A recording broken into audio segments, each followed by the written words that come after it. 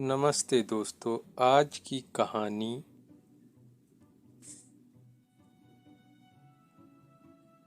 विद्या बड़ी या बुद्धि। एक ब्राह्मण के 4 पुत्र थे। उनमें परस्पर गहरी मित्रता थी। चारों में से 3 शास्त्रों में पारंगत थे, लेकिन उनमें बुद्धि का अभाव था। चौथे ने शास्त्रों का अध्ययन तो नहीं किया था, लेकिन वह था बड़ा बुद्धिमान। एक बार चारों भाइयों ने परदेश जाकर अपनी अपनी विद्या के प्रभाव से धन अर्जित करने का विचार किया। चारों पूरब के देश की ओर चल पड़े। रास्ते में सबसे बड़े भाई ने कहा, हमारा चौथा भाई तो निरा अनपढ़ है। राजा सदा विद्वान व्यक्ति का ही सत्कार करते हैं।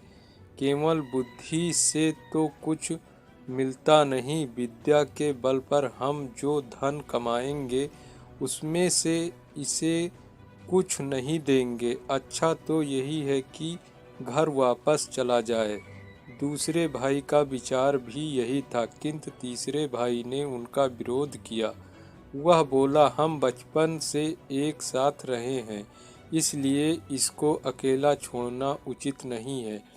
हम अपनी कमाई का थोड़ा थोड़ा हिस्सा इसे भी दे दिया करेंगे। अतः चौथा भाई भी उनके साथ लगा रहा। रास्ते में एक घना जंगल पड़ा। वहाँ एक जगह हड्डियों का पंजरा था। उसे देखकर उन्होंने अपनी अपनी विद्या की परीक्षा लेने का निश्चय किया।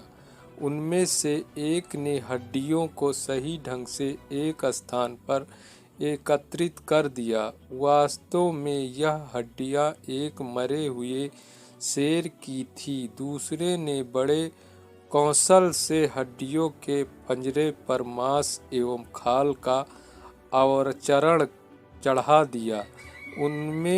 उसमें रक्त का संचार भी कर दिया।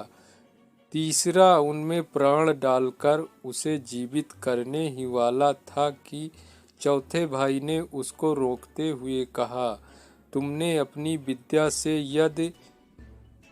यदि से जीवित कर दिया तो यह हम सबको जान से मार देगा। तीसरे भाई ने कहा, तू तो मूर्ख है। मैं अपनी विद्या का प्रयोग अवश्य करूँगा और उसका फल भी देखूंगा। चौथे भाई ने कहा, तो फिर थोड़ी देर रुको, मैं इस पेड़ पर चढ़ जाऊं। कब तुम अपनी विद्या का चमत्कार दिखाना। यह कहकर चौथा भाई पेड़ पर चढ़ गया। तीसरे भाई ने अपनी विद्या के बल पर जैसे ही शेर में प्राण का संचार किया, शेर तड़प कर उठकर उन पर टूट पड़ा। उसने पलक झपकते ही तीनों अभिमानी विद्वानों को मार डाला और गरजता हुआ चला गया।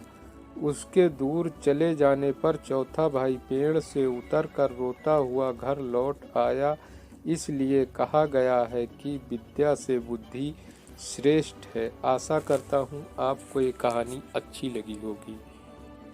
धर्म इंडियन स्टोरी चैनल को सब्सक्राइब करें, सपोर्ट करें।